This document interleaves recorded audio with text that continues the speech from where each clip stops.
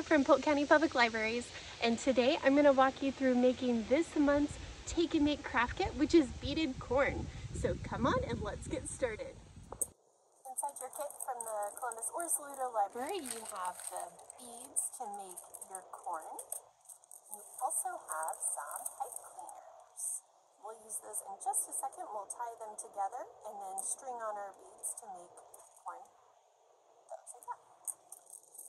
Also have some information inside your kit about American Indian tribes and food and farming techniques that they use to grow crops for their tribes.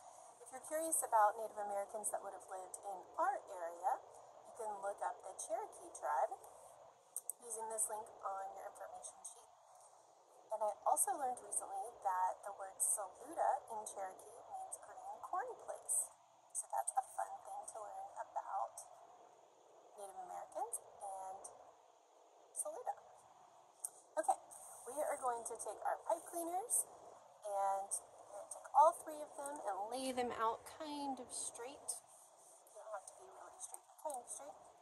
And then you're going to grab them in the middle and twist them together and fold them back up. So now you should have 6 pieces like this.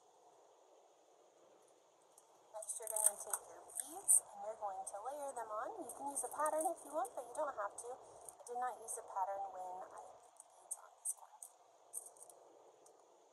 And you're going to string beads on pipe cleaners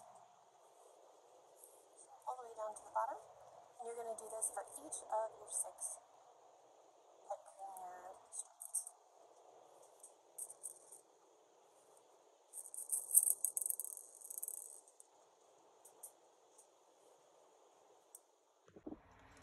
When you've threaded all of your beads onto your pipe cleaners, you should have 6 full strands of beads. And then you're going to take the top part of your pipe cleaner and you're going to twist them together. And then you can separate the top so it looks like the